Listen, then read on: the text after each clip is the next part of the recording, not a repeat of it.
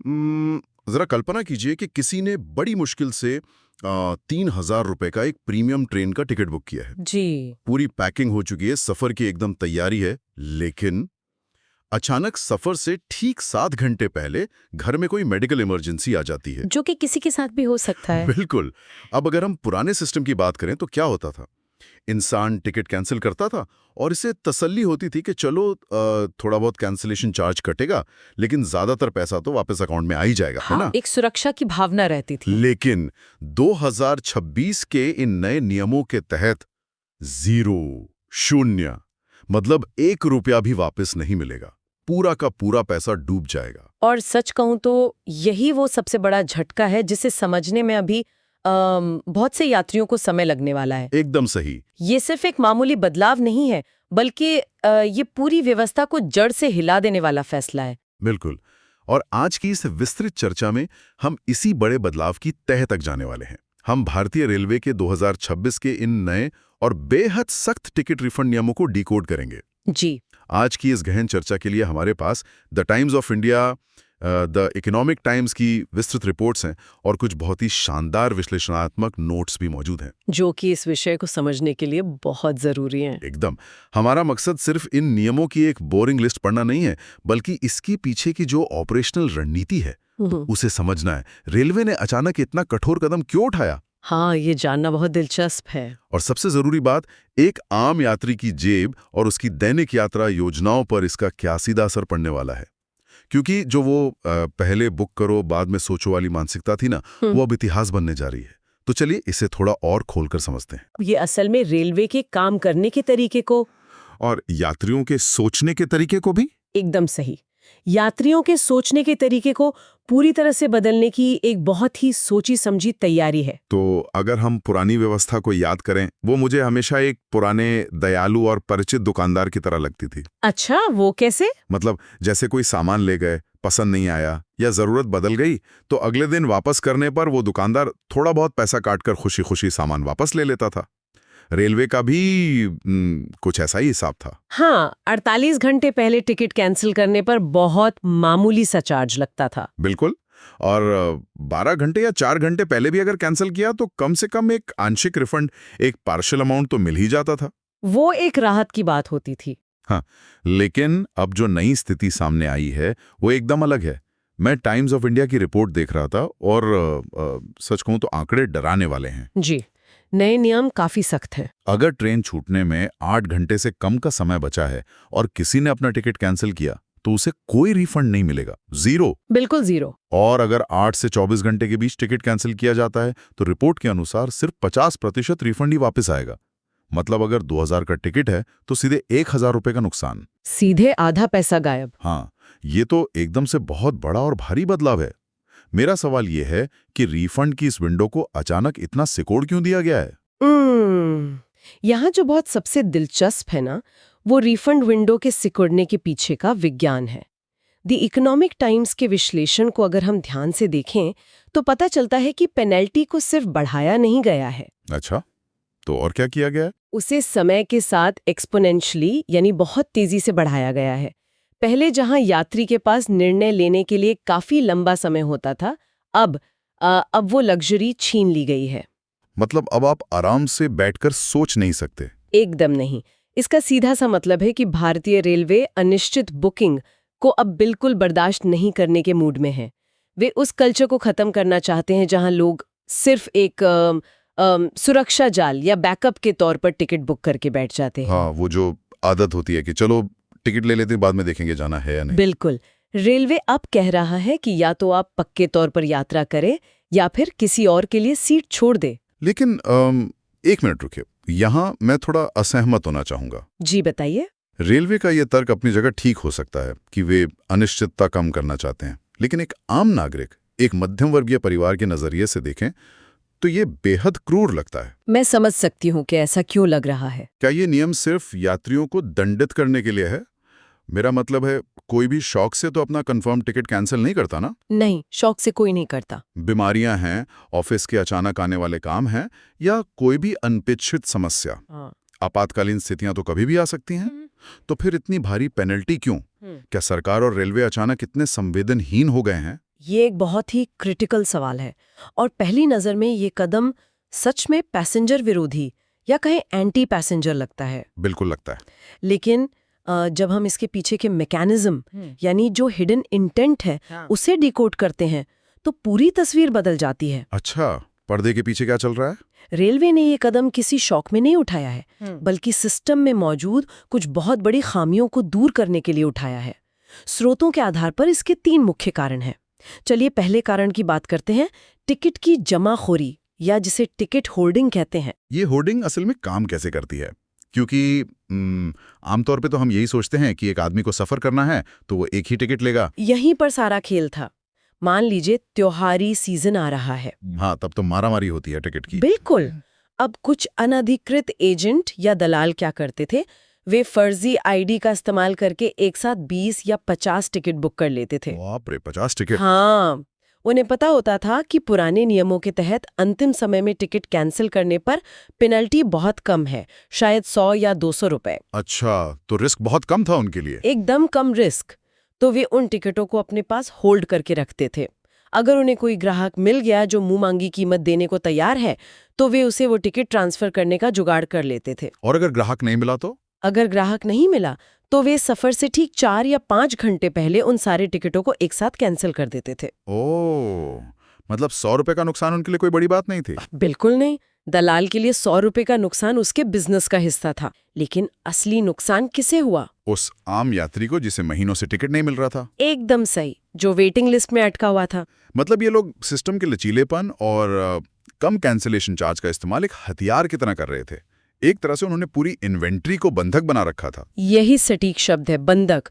और यहीं से दूसरा सबसे बड़ा कारण पैदा होता है, चार्ट बनने के बाद खाली सीटों की समस्या। हाँ, ये मैंने भी बहुत सुना है। कई बार ऐसा होता है कि वेटिंग लिस्ट वाले यात्रियों को टिकट नहीं मिलता, लेकिन ट्रेन के अंदर जाके देखो तो कई सीटें खाली पड़ी होती हैं। ये कैसे होता है? इसे ऐसे समझें, ट्रेन छूटने से अमूमन 4 घंटे पहले पहला चार्ट तैयार हो जाता है। जी। अब मान लीजिए पुराने सिस्टम में किसी एजेंट या अनिश्चित यात्री ने सफर से सिर्फ 3 घंटे पहले अपना टिकट कैंसिल कर दिया। उसे तो कुछ पैसा कट कर बाकी रिफंड मिल गया। हाँ, उसका तो काम हो गया। लेकिन रेलवे के पास अब इतना समय ही नहीं बचा कि वो उस खाली सीट को किसी वेटिंग लिस्ट वाले यात्री को अलॉट कर सके। चार्ट तो बन चुका है। ओहो, तो वो सीट खाली ही रह गई। बिल्कुल। तो नतीजा क्या हुआ? ट्रेन अपनी पूरी क्षमता के साथ चल रही है, इंजन उतना ही डीजल या बिजली खा रहा है, लेकिन अंदर सीटें खाली हैं। जबकि उसी वक्त स्टेशन पर कई असली यात्री अपने परिवार के साथ परेशान खड़े होंगे। हाँ, क्योंकि उनका वेटिंग टिकट कंफर्म नहीं हुआ। ये रेलवे के लिए एक बहुत बड़ा लॉजिस्टिकल दुष्स्वप्न था। ये तो वाकई एक बहुत बड़ा मिसमैनेजमेंट है। मतलब अगर आप 8 घंटे पहले ही कैंसिलेशन की सीमा तय कर देते हैं तो इसका मतलब है कि रेलवे के पास चार्ट बनाने से पहले एक स्पष्ट तस्वीर होगी। बिल्कुल। 8 घंटे का बफर रेलवे को ये तय करने का पर्याप्त समय देता है कि वेटिंग लिस्ट को कैसे और कितना क्लियर करना है। और इससे ट्रेनें खाली नहीं जाएंगी। एकदम सही। और तीसरा कारण इसी से जुड़ा है, जो द इकोनॉमिक टाइम्स की रिपोर्ट में बहुत प्रमुखता से उठाया गया है, राजस्व या रेवेन्यू का भारी नुकसान। जाहिर सी बात है, सीट खाली जाएगी तो नुकसान तो होगा। हाँ, जब ट्रेन खाली जाती है तो वो रेलवे के लिए सीधा आर्थिक नुकसान है। ट्रेन को चलाने का खर्च तो फिक्स है ना। बिल्कुल, वो तो कम नहीं होने वाला। लेकिन लास्ट मिनट कैंसिलेशन की वजह से रेलवे न तो पुराने यात्री से पूरा पैसा ले पाया और न ही वो सीट किसी नए यात्री को बेच पाया। एक खाली सीट का मतलब है हमेशा के लिए खोया हुआ राजस्व। ये बात तो बहुत लॉजिकल है। वो समय और वो यात्रा तो वापस नहीं आने वाली। बिल्कुल नहीं। तो अगर हम इन तीनों बातों, होर्डिंग, चार्टिंग की समस्या और रेवेन्यू लॉस को मिला दें तो समझ में आता है कि रेलवे असल में सिस्टम की डीप क्लीनिंग कर रहा है। हाँ, एक तरह से सफाई अभियान ही है। Wise book first decide letter वाले रवैये को जड़ से खत्म करना चाहता है। लेकिन हम इस बात को नजरअंदाज नहीं कर सकते कि जब भी सिस्टम को साफ किया जाता है तो उसका कुछ ना कुछ कोलैटरल डैमेज होता है। जी, असर तो पड़ता है। असर जमीन पर मौजूद आम लोगों पर पड़ता है। तो चलिए इस बारे में बात करते हैं कि इन बदलावों का यात्रियों के अलग अलग वर्गों पर असल में क्या प्रभाव पड़ेगा। अगर हम इसके प्रभाव का निष्पक्ष रूप से विश्लेषण करें तो इसके 2 बहुत स्पष्ट पहलू सामने आते हैं। पहले सकारात्मक पहलू की बात करते हैं। हाँ, अच्छी खबर पहले। जो जेन्युइन या असली यात्री हैं, उनके लिए ये व्यवस्था एक वरदान साबित हो सकती है। अच्छा, वो कैसे? क्योंकि जब फर्जी बुकिंग और दलालों की होर्डिंग पर लगाम लगेगी तो जो सीटें पहले बिना वजह ब्लॉक रहती थीं, वे सिस्टम में आम जनता के लिए उपलब्ध हो जाएंगी। मतलब इन्वेंट्री बढ़ जाएगी। बिल्कुल। इसका सीधा असर ये होगा कि टिकट ज्यादा आसानी से मिलेंगे और सबसे बड़ी बात, वेटिंग लिस्ट के क्लियर होने की रफ्तार बहुत तेज हो जाएगी। ये तो बहुत अच्छी बात है। हाँ, क्योंकि जो लोग अपनी यात्रा को लेकर अनिश्चित हैं, वे अब 100% पैसा डूबने के डर से अपना टिकट बहुत पहले ही कैंसिल कर देंगे। वे अंतिम समय तक सीट को ब्लॉक करके नहीं बैठेंगे। ये तो सच में एक बड़ी राहत है। वेटिंग लिस्ट के कंफर्म होने का जो तनाव होता है ना, वो शायद अब थोड़ा कम हो जाए। जी। लेकिन इसका दूसरा पहलू, जैसा कि मैंने पहले भी कहा, काफी डरावना है। हाँ, नकारात्मक पहलू बहुत सीधा और कड़वा है। मतलब अगर सच में किसी जेन्युइन परिवार के साथ कोई आपात स्थिति आ जाती है, हाँ, कोई बीमार पड़ जाता है या कोई जरूरी काम आ जाता है और उन्हें सफर से कुछ घंटे पहले यात्रा रद्द करनी पड़ती है, तो उन्हें सीधा और बहुत भारी आर्थिक नुकसान उठाना पड़ेगा। बिल्कुल। पहले जो यात्रा की योजना बनाने में एक लचीलापन या फ्लेक्सिबिलिटी होती थी, वो पूरी तरह से छिन गई है। और इसका सबसे ज्यादा असर मिडिल क्लास की जेब पर पड़ेगा। एकदम सही कह रहे हैं आप। एक मध्यम वर्गीय परिवार के लिए 4 या 5 हजार रुपए के ट्रेन टिकट का पैसा अचानक डूब जाना कोई छोटी बात नहीं है। ये उनके पूरे महीने के बजट को हिला सकता है। बिल्कुल, ये एक बहुत बड़ा झटका है। और ये दर्द तब और बढ़ जाता है जब हम प्रीमियम ट्रेनों की बात करते हैं। द टाइम्स ऑफ इंडिया का जो डेटा हमारे पास है, वो वंदे भारत, राजधानी और शताब्दी जैसी प्रीमियम ट्रेनों को लेकर एक अलग ही तस्वीर पेश करता है। हाँ, प्रीमियम ट्रेनों के मामले में तो रेलवे ने कोई ढील नहीं छोड़ी है।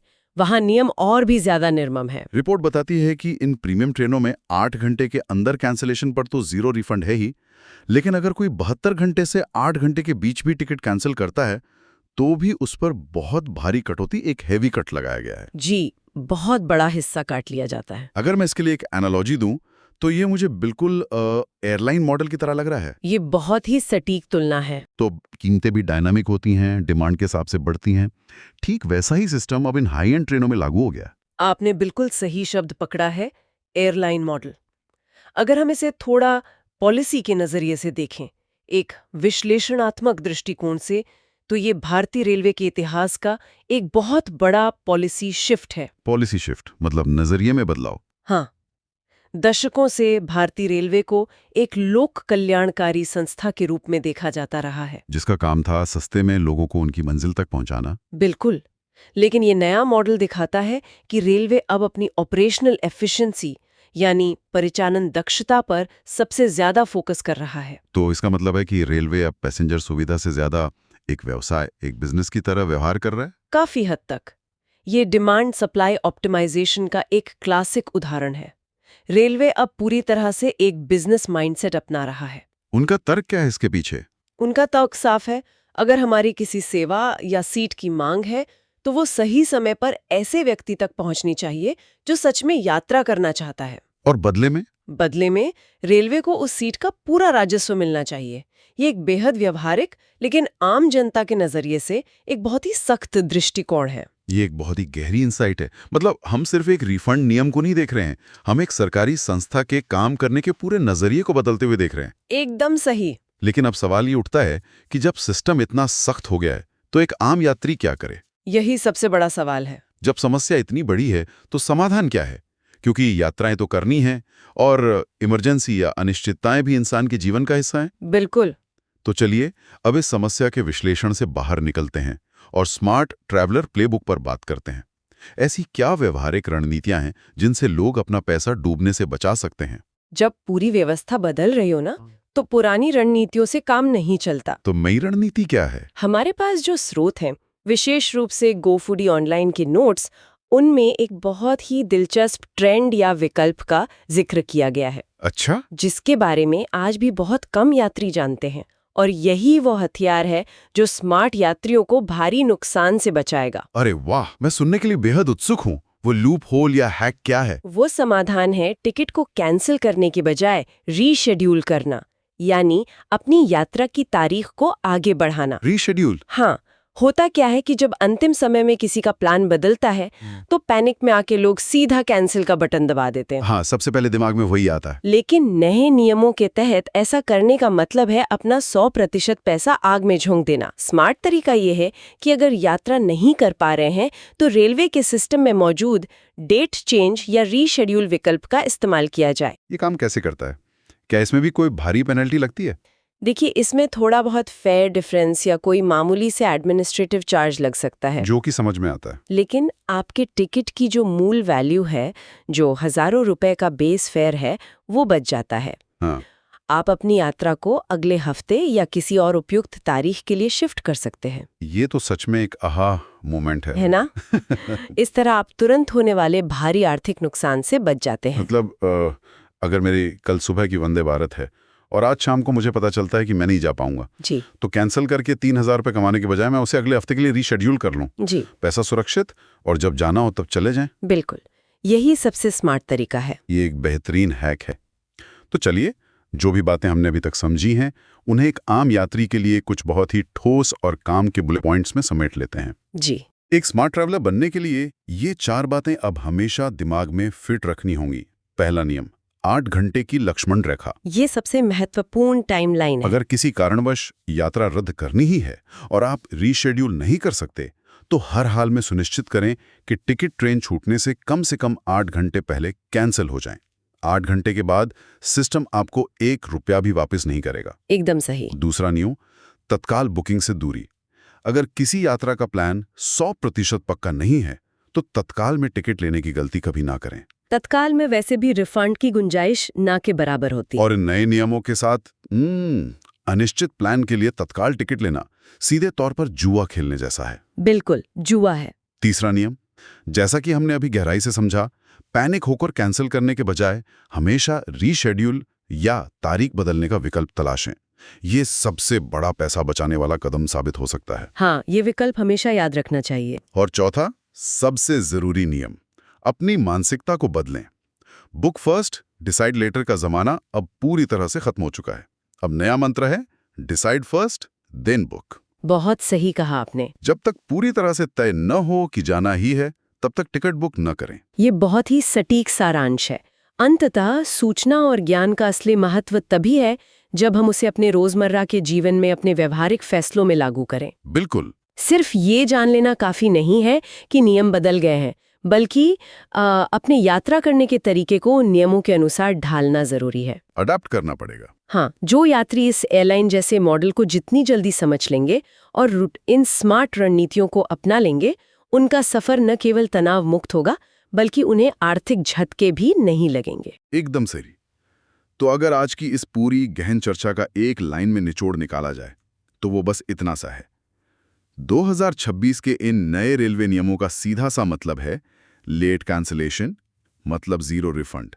अपनी योजनाएं ध्यान से बनाएं, वरना भारी कीमत चुकाने के लिए तैयार रहें। यह एक ऐसा कड़वा सच है जिसे अब हर किसी को स्वीकार करना ही होगा। लेकिन जाते जाते मैं एक ऐसा विचार छोड़ना चाहता हूं जो इन सभी स्रोतों का विश्लेषण करने और रेलवे के इस नए बिजनेस माइंडसेट को देखने के बाद मेरे दिमाग में आ रहा है। अच्छा, वो क्या है? ये एक ऐसा सवाल है जिस पर गहराई से विचार किया जाना चाहिए। हमने अभी बात की कि कैसे भारतीय रेलवे अब पूरी तरह से एक एयरलाइन मॉडल की तरह काम कर रहा है, जी, जहां कैंसिलेशन इतना महंगा है कि यात्री का पूरा पैसा डूब जाता है। अब सोचिए, अगर अंतिम समय में किसी यात्री की इमरजेंसी की वजह से उसका पूरा पैसा डूब ही रहा है और रेलवे को वो खाली सीट किसी न किसी दूसरे यात्री को देनी ही है। हाँ, वेटिंग लिस्ट वालों को। क्या भविष्य में हम कभी ऐसा सिस्टम देखेंगे जहां रेलवे एक आधिकारिक टिकट ट्रांसफर या रीसेल प्लेटफॉर्म लॉन्च करे? ओह, ये तो बहुत ही क्रांतिकारी विचार है। मेरा मतलब है एक ऐसा सुरक्षित ब्लॉकचेन या ऐप आधारित सिस्टम जहां अगर मैं अपनी कंफर्म टिकट पर यात्रा नहीं कर पा रहा हूं, तो उसे कैंसिल करके पैसा गंवाने के बजाय मैं उसे उसी प्लेटफॉर्म पर किसी ऐसे जरूरतमंद यात्री को आधिकारिक रूप से ट्रांसफर या रीसेल कर सकूं जो उस वक्त वेटिंग लिस्ट में है। मतलब एक लीगल टिकट एक्सचेंज प्लेटफॉर्म। बिल्कुल। रेलवे अपना एक छोटा सा ट्रांसफर फीस ले ले, मेरे पैसे बच जाएं और दूसरे यात्री को कंफर्म टिकट मिल जाए। ये तो विन विन सिचुएशन हो जाएगी सबके लिए, है ना?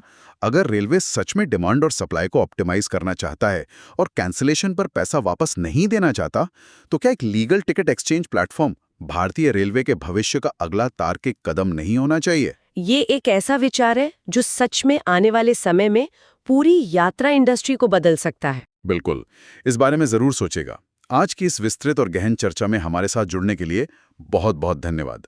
अगली बार फिर मिलेंगे किसी नए विषय की गहराइयों में उतरने और उसके पीछे की असली कहानी को समझने के लिए। तब तक स्मार्ट तरीके से सोचें और सुरक्षित यात्रा करें।